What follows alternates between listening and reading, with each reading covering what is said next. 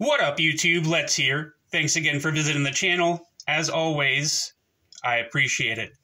Especially you, Scott and Bell.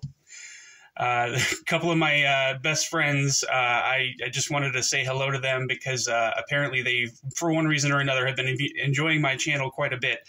And they're not even into knives.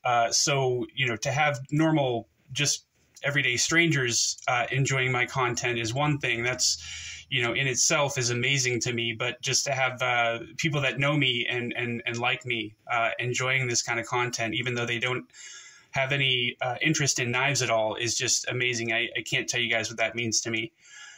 So thank you so much. Enough of the feels. I want to show you this knife real quick before I really get into the review, because this is something a little special, something I've never had on the channel before, actually something I've never even handled in person before. And it's just, this is mostly for the new people in the community. Most people already know about this, but this is the Kansept Accipiter. It's Accipiter. But this particular variant is has a Damascus inlay, which, if you're not aware, how they do this is they take titanium, different kinds of titanium, and they stack them one on top of another, and then they heat it up, they compress it, and then, you know, when they're done, they take it and they dip it into a liquid, which causes a chemical reaction, which turns the different kinds of titanium different colors. So I'm going to see if I can get this guy to focus a little bit for a minute. And so what happens when it has that chemical reaction is it turns the titanium different colors. There's oranges in there and blues and purples, and it's just absolutely gorgeous. I really love this stuff, but I don't know why it's not focusing. It didn't. I've been having some trouble getting it to focus, but there we go. So you can see those swirly lines and the purples and the blues and the oranges, and it's just absolutely gorgeous. I really love this stuff. It's great. This is a little bit more expensive, so if you're going to get something with this on it, it's going to increase the price of the knife by quite a bit. But the thing is, they actually kept this knife at a really good price point. And they also did the same thing with the pocket clip. So you can see the swirls in there and all that stuff. Sorry, my phone isn't focusing properly, but yeah, this stuff is absolutely gorgeous. I really, really enjoy when you move it around in the light and everything, just it makes the colors just shine and shimmer, and you can see all these different swirls and everything. So I just wanted to show you guys that first before I started the review, just for people who weren't aware of this sort of thing. Buddy of mine on Instagram sends me some of his knives periodically from time to time to show on my channel. His name is Knife Noob, KNIFE_NEWB. Do me a favor, please go give him a follow on Instagram. I'd really appreciate that. He's been supporting the channel for quite a while. So anyway, now the reason I wanted to show you that earlier is because when you get fingerprints on Damascus, it really just ruins the look of it. So I wanted to be able to do the review without, you know, having to stop every 10 seconds to try to show it off without it being all messy and everything. So this guy came to me about 2 weeks ago. And as you guys know, I've never been a huge fan of front flippers because I'm not very good at it. But this particular knife is the only mode or method of deployment for the blade. So I've gotten much better at using a front flipper with this particular knife. So the front flipper on this works really, really well. But let's get the size comparisons out of the way. The Ontario Rat 1, first things first, is going to be just a little bit bigger than the Accipiter. The Rat Model 2 is obviously going to be quite a bit smaller. The DEMKO AD20S is going to be quite a bit bigger than this guy, I believe. A little bit bigger, not too much. And the AD20.5 is obviously going to be a little bit smaller. The SPYDERCO MILLITARY 2 is opened up, and that is pretty close to the same size, maybe just a hair longer. And the Para 3 obviously is going to be quite a bit smaller than the Accipiter. Carry profile.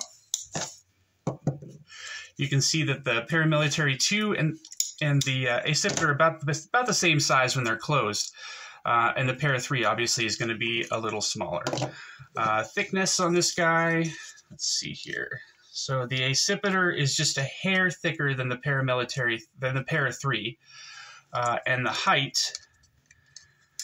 it's going to be nowhere near as tall as the Para 3. Let's get a blade stock thickness on this guy. Okay. Let's zero it out. That's great. And we are looking at, I'd say that's probably 137 thousandths. Yeah, that probably sounds about right. Okay. Now, the blade here is S35VN, and it is a drop point blade with a flat grind. We have a flat that carries out about 70-75% the length of the blade, and we have a swedge here that carries out all the way to the tip. There is no blade play left, right, up, or down in this guy, and I think the balance is a little behind the pivot, but not too far, so that's not bad at all. This guy is absolutely running on bearings, and you've got a T8 screw here for the pivot and T6 screws here for everything else, including the pocket clip. As you know, the pocket clip is Timascus, so that's fantastic. It does go in and out of the pocket. There's a little bit of trouble getting it in and out of the pocket, but it's not too bad. I don't know if you'd want to, try to loosen it up a little bit, but I'm not going to do that. Obviously, this isn't my knife, so I'm not going to do that. We are looking at titanium frame lock scales, and we have a Timascus inlay on the show side as well, which kind of would have bothered me if it was a titanium titanium inlay on one side and nothing on the other. But with the pocket clip being Timascus, that kind of makes up for it. As I said, this is a titanium titanium frame lock, and the action on this guy is really, really good. Takes a little bit of encouragement to get it to drop all the way down. The detent's really good. Like I said, I've learned to use front flippers a lot easier a lot better now that I have this knife. So hopefully, getting more used to it with this knife, I'm hoping that it'll help me with front flippers in the future. It's just really, really easy to use with this fin that kind of pokes up a little further here.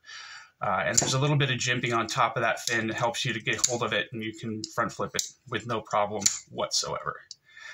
Disengagement is very, very easy. You can see that it's kind of scalloped down a little bit so that it gives you better access to the lock bar. There is a steel lock bar insert here, which also doubles as the over travel stop. Disengagement is really good. It drops down to the handle with no problems. It doesn't drop shut, but it doesn't need a lot of encouragement at all to fall. There is also a little bit more jimping up here. Well, it's not different jimping, it's the same jimping. So there is some jimping on the spine of the blade, and the spine of the blade is crowned here, which is also very nice. That's not something that you find very often on a whole lot of blades. So this is just a very well done knife. I think very well executed. And this seems like more of a gentleman's carry type of knife to me, but it's definitely capable of just about anything you can put in front of it.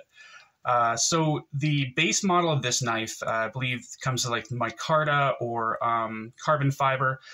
Those go for somewhere around $195 or $200. And the version with the Timascus on it goes for $277. The micarta and carbon fiber versions are currently available on KnifeWorks, but I don't think they're available anywhere else. So I will link that in the description so that you guys can get a hold of this guy if you want to. The one with the Timascus inlay is currently not available. I looked everywhere that I could, and I couldn't find it anywhere. I do know that they sell a mini version of this knife. So I think Kansept has a few of those on their site, and I think there's a few mini Accipiters available on a few other sites. I'll link a few of those down if you want to get a mini version of this. It's really no different. It's obviously just the same knife, just scaled down a little bit. I did carry this quite a bit just because I think it's beautiful and I liked having it with me. And I think that this is a pretty good everyday carry knife, although with the Timascus inlay and everything, I don't know that I would carry that one on a normal basis, just because I wouldn't want to get it scratched up or anything like that. I can't really think of anything else to say about this guy. I think it's a great knife. Oh, I didn't show you the lockup. I'm sorry. So this locks up at about, I'd say 50 or 55%, and it's very solid. There's no movement at all while it's locked up. So I think that's about everything for this one today, guys. Again, I really appreciate you watching.